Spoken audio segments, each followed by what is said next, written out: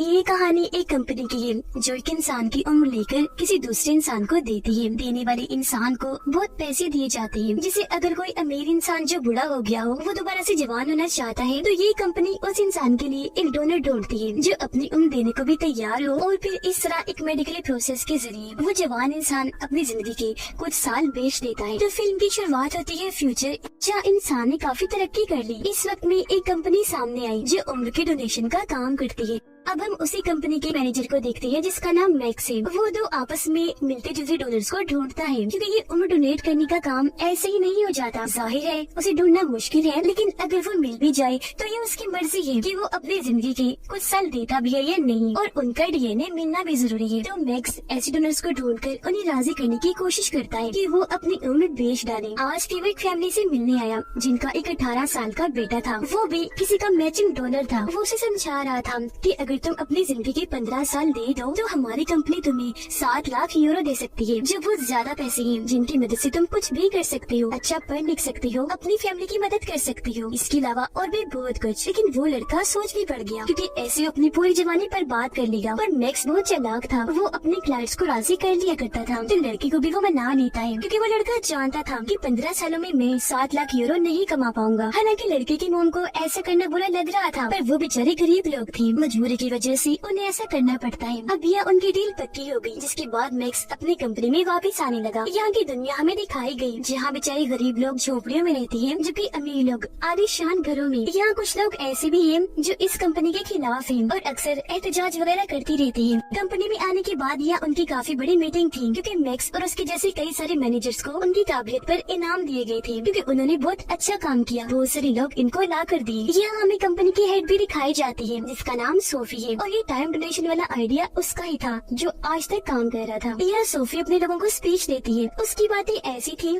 जैसे इस प्रोसेस में सबका फायदा है। यह कंपनी के बहुत सारे लोग जानते थे कि ये गलत है, पर बेचारे मजबूर होने की वजह से चुपचाप बस काम करते थे। सोफी यहाँ कहती है कि हम अपने खास वर्कर्स को लंबी जिंदगी देने वाले हैं, ताकि वो हमारी कंपनी के लिए लंबा अरसा काम करे। वो यहाँ बड़े बड़े साइंटिस्ट के नाम लेती है, कहने लगी कि अगर ये लोग 50-60 साल की बजाय 150 साल जीते तो खुद ही सोच लो ये दुनिया को कहां से कहां ले जाती। इसी चीज को सामने रखते हुए हमने अपनी कंपनी की तरफ से 15 साइंटिस्ट को उम्र डोनेट कर दी है। इसके बाद हमें वो जगह दिखाई गई जहाँ पर उन साइंटिस्ट को रखा हुआ था जिन्हें अपनी उम्र के 15 साल मिले थे। वो अपनी ये जिंदगी पाकर बहुत खुश थे, क्योंकि जवान हो गई थी दोबारा। पर तभी यहाँ एक नर्स आकर उन्हें मारने लगा। उसके हाथ में गन थी, वो सबको शूट कर रहा था, जिससे डरकर सब लोग भाग रहे थे, और इस तरह इस कंपनी को बहुत नुकसान उठाना पड़ा। अब यहाँ एक एडम नाम का ग्रुप था जो इस कंपनी और इसकी टेक्नोलॉजी के खिलाफ था, इसलिए अक्सर वो एडम ग्रुप इस कंपनी पर हमला वगैरह करता रहता था, और ये नर्स भी उसी ग्रुप का था। अब जब इस वाकये का सोफी को पता चला तो उसे बहुत गुस्सा आया। यहाँ हमें 2 काबिल लोग दिखाए गए जो सोफी के लिए काम करते थे,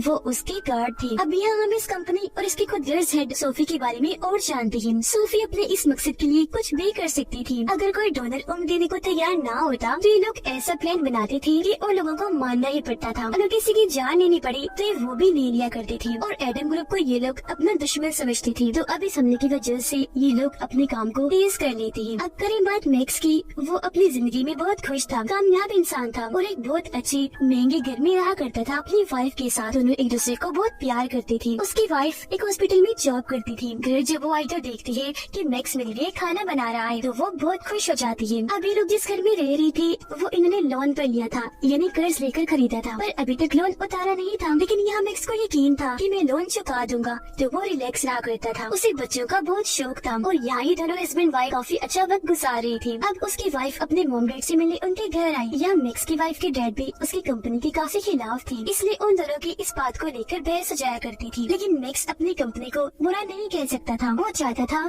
कि लोग इस बात को समझे कि हम कितनी मेहनत करते हैं। कल शाम को जब ये लोग घर पहुँचे तो ये देखकर इनकी होश उड़ गई कि हमारी बिल्डिंग में आग लग चुकी है और पूरा ही घर जल गया है। उसकी वाइफ को काफी बड़ा झटका लगा, वो काफी परेशान हो गई। तब मैक्स उसे हौसला देने लगा, समझाता है कि रिलैक्स रहो, सिर्फ सामान का नुकसान हुआ है, क्योंकि घर का लोन आग लगने की वजह से इंश्योरेंस वाले दे देंगे। पर झटका तो नहीं तब लगता है जब इंश्योरेंस वाले ऐसा करने से मना कर देते हैं, क्योंकि उनका कहना था कि आग मोमबत्ती की वजह से लगी और लोगों की लापरवाही है, तो किसी भी नुकसान की भरपाई हम नहीं करेंगे। अब ये सुनकर दोनों हस्बैंड वाइफ काफी परेशान हो जाते हैं, क्योंकि लोन बहुत ज्यादा था। अगर मैक्स सारी जिंदगी में नौकरी करे तब ये लोन नहीं चुका सकता था, क्योंकि ये लोन 2.5 मिलियन यूरो थी।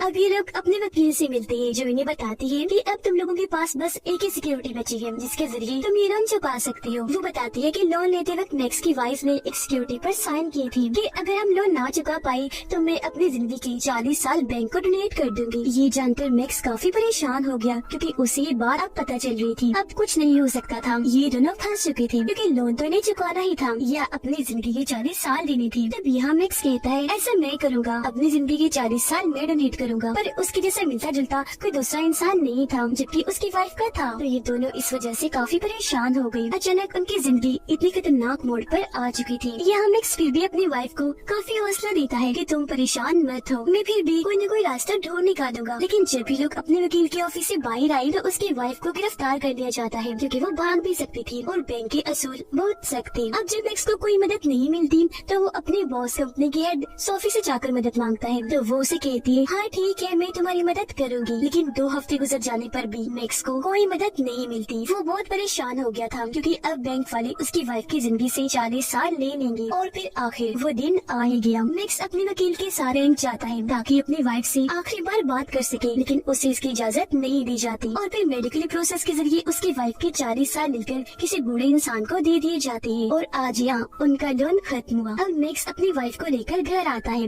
ये दोनों काफी परेशान थे। उसकी वाइफ बूढ़ी होने लगती है। मैक्स अभी भी कोई न कोई रास्ता ढूंढने की कोशिश कर रहा था जिससे उसकी वाइफ दोबारा जवान हो जाए। ये दोनों चाहते थे कि इनके बच्चे हो, जो चीज अब मुमकिन नहीं थी। बढ़ती उम्र की वजह से उसकी वाइफ उदास रहने लगी थी। उनके बीच भी सब वैसे नहीं था जैसे पहले हुआ करता था। अब एक दिन मैक्स जब पार्क में बैठा था तो उसके पास एक बच्ची आई जो अपने बैग में नशा बेचने आई थी। अब मैक्स उसे नशा तो नहीं खरीदता पर बच्ची को याद रखता है। अब जब उसे अपनी वाइफ की ऐसी हालत नहीं देखी जाती तो वो फैसला करता है कि मैं उस इंसान को ढूंढूंगा जिसे मेरी वाइफ की उम्र मिल गई है और उससे उम्र वापस लेकर ही रहूंगा। वो अपनी वाइफ को उसके मोम डैड के घर छोड़ाता है। अपनी बेटी को इतना बुरा देखकर उसके मोम डैड मैक्स को ही कसूरवार कहती है। इस पर वो कहता है कि आप लोग फिक्र ना करो, मैं इसे ठीक करके ही रहूंगा। वो उस बच्चे के पास आया जो उसे पार्क में नशा बेचने आई थी। असल में ये कोई बच्ची नहीं थी बल्कि इसने भी उस प्रोसेस के जरिए अपनी उम्र इतनी कम कर दी थी। मैक्स यहाँ उसके पास इसलिए आया था ताकि वो जान सके कि आखिर उसने ऐसा कैसे कर लिया। तो वो बताती है कि उम्र लेने के लिए आपके पास जाहिर है यूरो होने चाहिए और उम्र देने वाला इंसान और लेने वाला इंसान दोनों भी, और तुम्हें इस प्रोसेस के लिए रशिया जाना होगा जिसके लिए मैक्स मान भी गया। वो सबसे पहले पता लगवाता है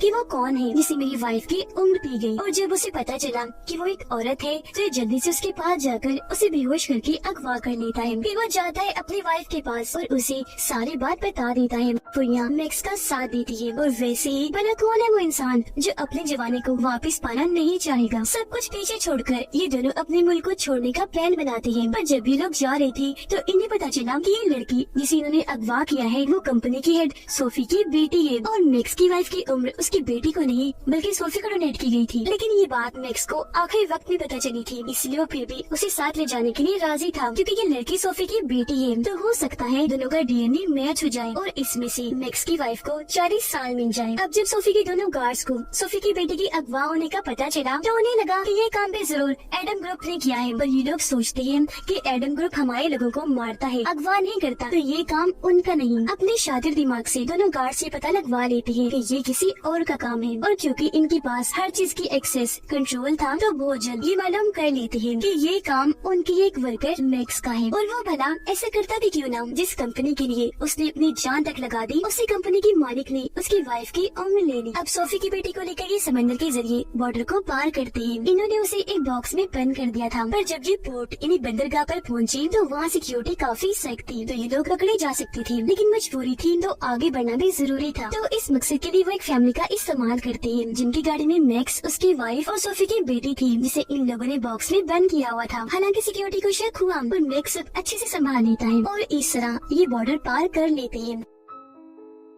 अब एक दिन जबकि सोफी की बेटी के मुंह से कपड़ा हटाती है तो वो बताती है कि मैं असल में सोफी नहीं बल्कि उनकी बेटी हूँ। इस पर मैक्स कहता है कोई बात नहीं, कौन के रिश्ते हमेशा एक होते हैं, मैच करते हैं। फिर चाहे हमारे पास सोफी हो या उसकी बेटी, हम मैच करके अपना काम कर लेंगे और मैं अपनी वाइफ को वापस से जवान बना दूंगा। अब ये चीज उसकी वाइफ को भी ठीक नहीं लग रही थी। कुछ सोफी की बेटी भी कहती है कि मैं भी अपनी मॉम की इस खतरनाक काम के खिलाफ हूँ, लेकिन मैक्स उसकी बातों पर यकीन ना करते हुए दोबारा से उसे बांध देता है। अब ये लोग रात एक खाली होटल में गुजारने जाने वाले थे, पर जब ये लोग वहाँ आए तो सोफी की बेटी कहती है कि मैं नहाना चाहती हूँ, प्लीज मुझे नहाने दो। इस पर यह मैक्स उसके लिए हमदर्दी दिखाता है, उसे बाथरूम में ले जाकर साइड पर मुंह करके खड़ा हो जाता है ताकि ये उसे देख ना सके। पर वो लड़की बहुत चालाक थी, वो मैक्स पर एक चीज से हमला करके उसे साइड में गिराकर वहाँ से भाग जाती है। मैक्स के सिर पर चोट आई थी, वो उसका पीछा करने लगा। लड़की वहाँ से निकलकर भाग गई, पर जंगल में जाने के बाद वो ज्यादा दूर तक नहीं भाग पाती क्योंकि वहाँ पानी था और पानी से इस लड़की को डर लगता था, इसीलिए वो तैर नहीं पाती, डूबने लगती है। तब यह मैक्स की वाइफ आकर जल्दी से उसे पानी से बाहर निकालती है और ये दोनों उसे दोबारा होटल के अंदर लाकर उसके हाथ पांव बांध देती है। उधर सोफी ने अपनी टीम तैयार कर ली थी ताकि वो अपनी बेटी को छुड़वा सके। यह सोफी की दोनों वफादार गार्ड्स इस मिशन के हेड बनती है क्योंकि वो पिछले 30 सालों से सोफी के लिए काम कर रही थी, क्योंकि उन दोनों की भी उम्र बढ़ा दी गई थी। यह इन लोगों को मैक्स की लोकेशन पता चल गई थी कि वो कहाँ है, तो ये लोग अपने सिपाही लेकर उन पर हमला करने के लिए निकल जाते हैं। उधर अगली सुबह होटल के कमरे में एडम ग्रुप और उनकी लीडर आ गई थी क्योंकि उन्हें भी मैक्स की जानकारी मिल चुकी थी। वो तो दरअसल इस मौके की खोज में थे कि उनके हाथ कुछ ऐसा लगे कि वो सोफी और उसकी कंपनी को भारी नुकसान पहुंचा सके, और अब उनके पास काफी अच्छा मौका आ चुका था क्योंकि खुद सोफी की बेटी उनके कब्जे में थी, जिसको बचाने के लिए सोफी कुछ भी करेगी। अब यह एडम ग्रुप वाले और उनके लीडर इन तीनों को ही बंदी बना लेती है। तब यहाँ मैक्स उनके लीडर को समझाने की कोशिश करता है कि देखो हमें कुछ मत करना, हम तो खुद उस कंपनी के खिलाफ हैं। जिस पर लीडर कहती है कि हाँ जानती हूँ, क्योंकि सोफी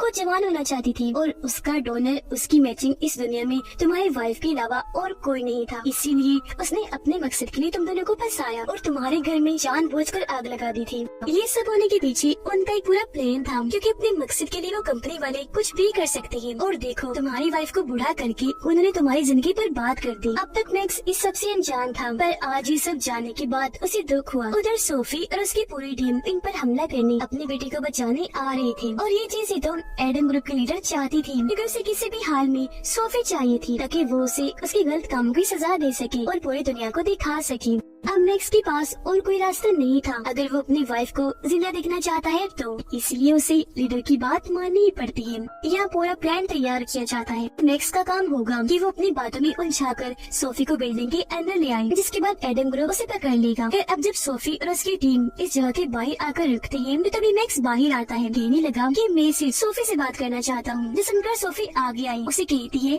कि मेरी बेटी को छोड़ दो, बदले में मैं तुम्हें ढेर सारे पैसे दूंगी। फिर मैक्स उसे कहते हैं अच्छा चलो अंदर चलो, इस बात पर हम अंदर चलकर बात करते हैं। पर सोफी की गार्ड को शक हो गया, वो उसकी तरफ गन करके कहती है ये एक चाल है। अब उसकी गार्ड की गन देकर एडम ग्रुप के लीडर भी अपने लोगों को उन पर गोलियां चलाने का हुक्म दे देती है, जिसके साथ ही दोनों तरफ से गोलीबारी शुरू हो गई। इस बीच फायदा उठाकर मैक्स अपनी वाइफ और सोफी की बेटी को लेकर यहाँ से निकल जाता है। अब यह पहले तो मैक्स की वाइफ को सोफी की बेटी पर तरस आया और वो अपना इरादा बदलने लगी कि मुझे इसकी जिंदगी खराब नहीं करनी चाहिए, इसकी जवानी बर्बाद नहीं होनी चाहिए। पर बहुत जल्द उसे एहसास हो गया कि वो भी बिल्कुल अपनी मोम सोफी तरह ही खुद गर्ज से उस पर तरस खाना नहीं चाहिए, इसलिए वो खुद उसे लेकर डॉक्टर के पास जाती है अपना और उसका मेडिकली प्रोसेस करने के लिए। जिसके बाद फिर हमें दिखाया जाता है कि मैक्स की वाइफ दोबारा से जवान हो गई है, जबकि मैक्स एडम ग्रुप में शामिल हो गया है क्योंकि वो उस कंपनी को बर्बाद करना चाहता था। सोफी की बेटी अब बूढ़ी हो रही थी, इस वजह से काफी दुखी थी। अगर वो दोबारा जवान होना चाहती तो उसका बस एक ही डॉलर था, उसकी मोम सोफी, लेकिन वो तो इतनी खुद गर्ज थी कि अपनी उम्र अपनी बेटी को भी नहीं दे सकती थी। उधर मैक्स अपनी टीम